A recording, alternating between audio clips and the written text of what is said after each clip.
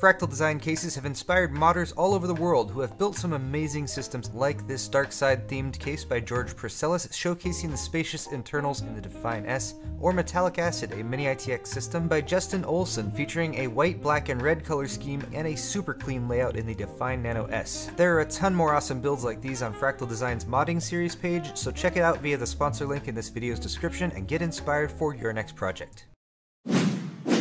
Excellent! Ladies and gentlemen, today Intel hath launched upon us their 8th gen Core series of desktop CPUs, aka Coffee Lake, refreshing and updating their mainstream lineup with new Z370 motherboards, and yes, you do need a 300 series chipset motherboard for compatibility with these new Coffee Lake CPUs. Today I have the flagship 6-core, 12-thread Core i7-8700K, as well as the mid-range 6-core, 6-thread i5-8400. I suppose there are two ways to view this launch. You might say that Intel, the leader in CPU technology who has done and continues to do wonderful things for their customers, has bestowed upon us increased core counts and higher frequencies with this new platform at prices that are affordable to PC builders everywhere. Or maybe Intel, the once fallen champion of CPUs, beleaguered by AMD's relentless onslaught of launches in 2017 from Ryzen to Threadripper, seeing their market share shrink, had no choice but to fight back with a rushed to market launch of a platform that once again forces their mainstream users to buy a new motherboard despite the advent of 6-core processors. Personally though, I like to let the numbers speak for themselves, so the benchmarks will be my focus today as I pit the 8700K and 8400 against Intel's previous mainstream flagship, the 4-core 8-thread 7700K, as well as AMD's Ryzen 7 1800X with 8 cores and 16 threads, and AMD's Ryzen 5 1600X with 6 cores and 12 threads. Now, apart from the Z370 chipset, which has the exact same features as Z270, there's a small stack of CPUs coming out today with a broader lineup promised in Q1 2018. At the bottom of the stack, you have the Intel Core i3-8100, a 4-core, 4-thread CPU with no hyper-threading or turbo boost. 3.6 GHz base clock is all you get, and 65-watt TDP. This has dual-channel DDR4, just like all of the CPUs in the stack, but it will retail for just above $117. Bear in mind the prices here are all prices for buying 1,000 CPUs at once, bulk pricing, so expect retail prices to be maybe $20 to $30 more than this. Next up is the Core i3-8350K, still no turbo boost or hyperthreading, but who cares, because it's unlocked for overclocking, but it is more than $50 more expensive than its sibling, the 8100, so that's a pretty big jump, but I guess it's kind of what they had to do to keep it competitive with their own other processors. I don't know, but 91-watt TDP and 6 megs of cache on this one. Next is the i5-8400 that I'll be testing today, 2.8 GHz base and a 4 GHz boost, 6 cores and 6 threads, 65-watt TDP, and $182 retail pricing, so I'm expecting this one to be around $200. The i5-8600K is the unlocked 6-core quad-core with no hyper-threading again, so 6 cores and 6 threads, 95-watt TDP. I'm expecting this to be a popular chip. $257 is the bulk price for that one. Next is the i7-8700K. Here with the i7s, you get hyper-threading, so 6 cores and 12 threads, only a 65-watt TDP on this one, and a 4.6 GHz boost. So this one might be a very viable option for those of you who aren't looking to overclock. And finally at the top, the i7-8700K, 3.7 GHz based, 4.7 GHz boost, 6 cores, 12 threads, 95-watt TDP, 12 megs of cache, and $359, so I'm expecting this one to be probably closer to $400. Now, one thing I did notice about these CPUs are they do, of course, have variable clock speed. So the 8700K, for example, was idling at 800 megahertz, which led to some pretty decent power draw numbers, but I'll come back to those after we do the benchmarks. On all cores, when under a full load, it was going at 4.3 gigahertz. When it was using some cores, but not all, it would be about 4.4 to 4.6 gigahertz. And then the peak boost on a single core was 4.7 gigahertz. As for the rest of the test bed, of course, I had to use a motherboard. So for that, I have the Gigabyte Aorus Z370 Ultra Gaming, a mid-range motherboard, so a very reasonable price and a nice feature set going along with it.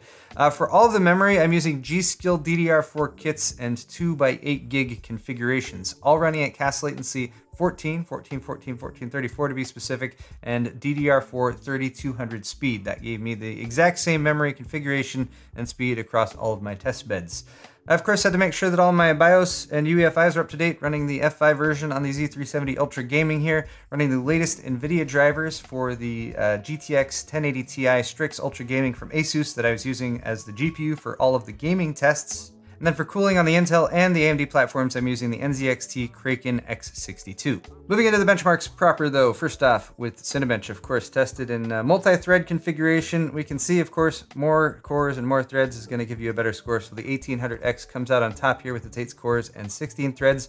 8700K showing it's got the chops with 6 cores and 12 threads though, scoring 1430 and beating out the 1600X that also has 6 cores and 12 threads. There you're seeing the single core advantage for Intel CPUs, which they already had with Kaby Lake, so no surprise that they are continuing to have with Coffee Lake. Next is a single threaded test, and here we can see the 8700K takes the win over the 7700K, scoring 203, just a smidgen faster, and that's most likely just due to the clock speed since it is running at about 4.7 versus 4.5 gigahertz. Moving on to CPU Mark, which is part of Passmark's performance tests and runs a bunch of different tests, testing different softwares and different parts of the CPU's architecture. And here we actually saw the single core advantage, giving the 8700K the lead with the score of 16,287, even though it only has 12 threads versus the 1800X with 16 threads. Let's see if that carries out further on in the testing as well. In the single-threaded test with CPU Mark, we saw the 8700K score a new all-time high, 2,717, at least when I don't include overclocking, beating out the 7700K's 2,627. And here we can see the Ryzen CPUs lagging behind with scores just over 2,000. Moving on to Blender, a very popular 3D modeling and rendering software. This is time in seconds, so bear in mind that a lower score is better here, and that means that the 8700K wins yet again, beating out the 1800X by about 3 seconds. So that is showing its advantage. This is a shorter test though, so let's switch over to the Blender BMW 27 test, which takes a bit longer. And here we can actually see the 1800X taking the lead with only 296 seconds elapsed. Just barely though, with the 8700K coming in with 303 seconds. I also want to point out here the 1600X, which is a comparable in price to the i5 8400, and the thread advantage that it has with all 12 threads versus the 8400 with only 6 definitely helps it take the lead here by a pretty significant margin. Switching gears to some gaming tests, and these are synthetic, so they do also have some CPU-specific scores. 3D Mark Firestrike Ultra shows overall scores that are all comparable to each other, because when it comes down to it, your CPU's performance will often have less of an impact on the overall gaming performance than your GPU. However, we do have physics tests involved here as well, and physics is primarily going to tax the CPU. 1800X was not quite able to beat out the 8700K here, coming in with 19,370, whereas the 8700K comes in just ahead, 19,398. Moving on to 3D Mark Time Spy, a similar test to 3D Mark Firestrike Ultra, except it's DirectX 12 now instead of DirectX 11.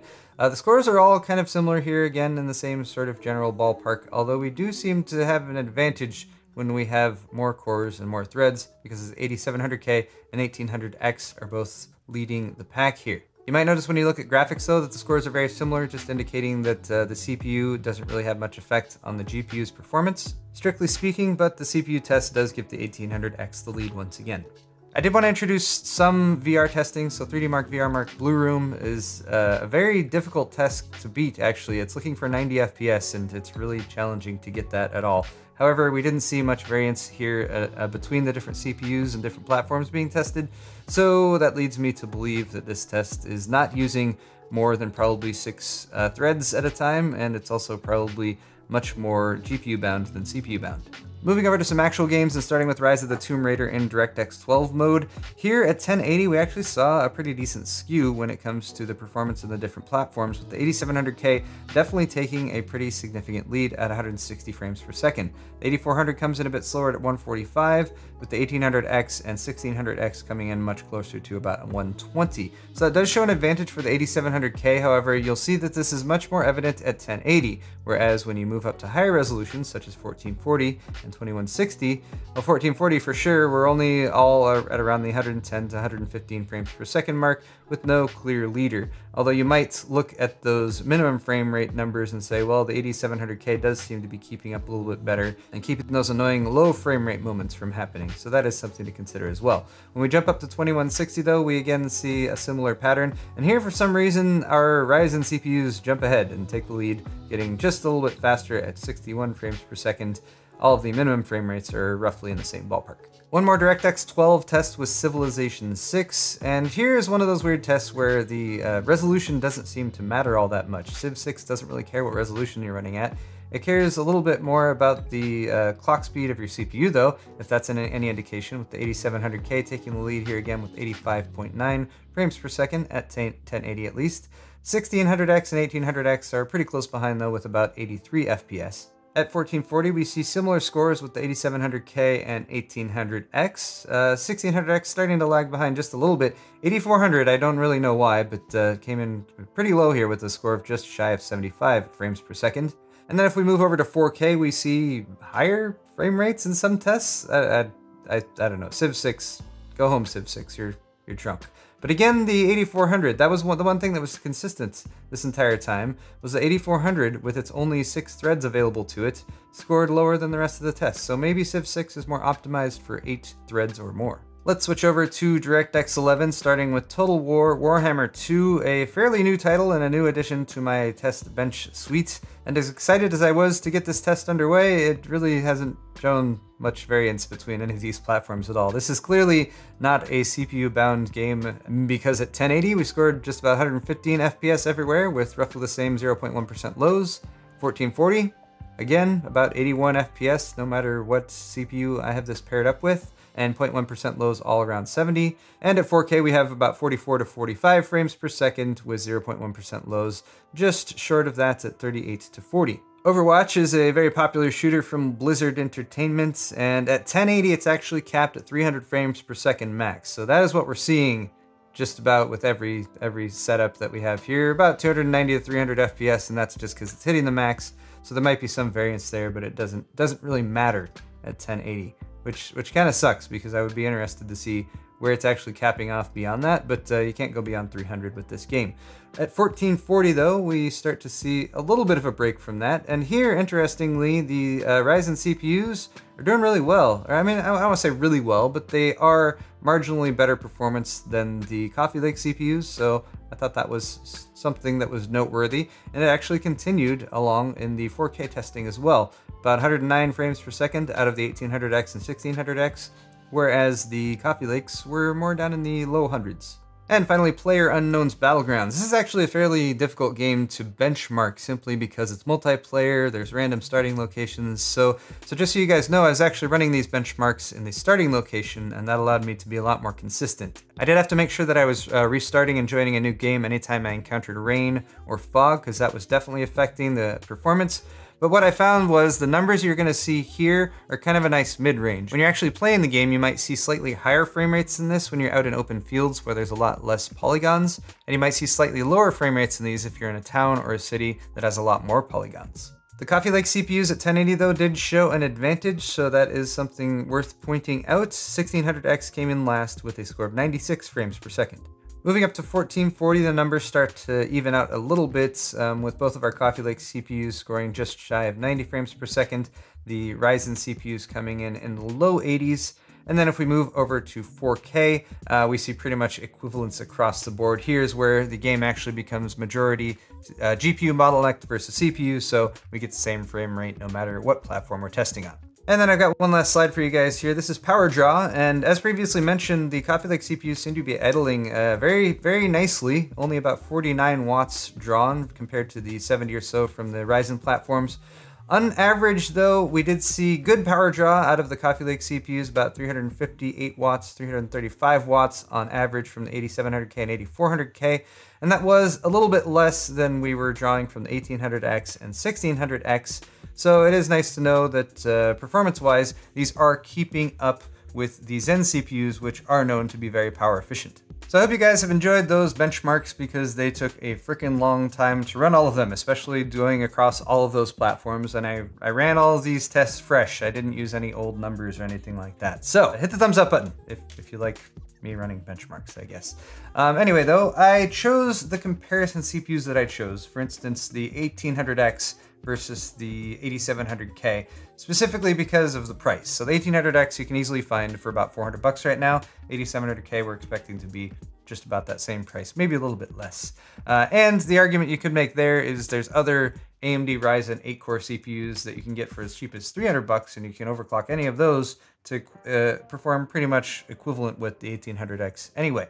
Now the 1600X you can find for about $200, and it is also a solid competitor for the i5-8400. Overall, I would say that Intel's single-core performance advantage is definitely still there. Nothing has changed as far as going from Kaby Lake to Coffee Lake. The architecture is supposed to be pretty much the same apart from refinements, and we don't necessarily see refinements make significant performance improvements unless it's just something like running at a higher frequency, and that's pretty much what they're doing. So as might be expected in situations where single core performance takes the lead, which it does in a lot of games and was demonstrated in at least some of the games that I showed off today, you'll see better performance out of Intel's Coffee Lake CPUs, but all around you can get very close to that performance with AMD's Ryzen lineup as well, so it does beg the question, what are you planning to do with the system that you're building? If you're planning to focus on gaming, and a lot of people are, and that was one of the big reasons to recommend a 7700K even after the Ryzen stuff launched, was, well, that's probably going to be your best bet. 8700K is now probably, for now in the near future, going to be clearly the go-to chip when it comes to building a mid to high-end gaming system. And the fact that you can now take advantage of 6 cores and 12 threads compared to 4 cores and 8 threads that we've had prior to now means that games that take advantage of those threads are going to benefit, and also it's going to help with doing things like gaming and streaming at the same time. I didn't do gaming and streaming testing today. I also didn't do overclocking testing today, mainly because I wanted to do that wide breadth of comparison versus several different CPU lineups, so that was my choice. I will hopefully be coming back to those topics very soon as well, but that's pretty much all the time I have for today's video, you guys. I really hope you've enjoyed it. I need to get some sleep or something like that because I've had to delay Arctic Panther for like several days to take care of this, and that's been weighing on me. I want to get back to that very soon. But thanks so much again for watching this video, guys. If you did enjoy it, of course, hit the thumbs up button on your way out and leave a comment in the comment section. Let me know what you think about Intel's new CPU options, and also let me know if you're considering building a new system soon, what platform you think you're going to go with. Are you going to go with Intel's new mainstream, the Z370 stuff? Or are you going to go with the AMD mainstream, like a X370 or a B350 and a Ryzen CPU? The choice is yours.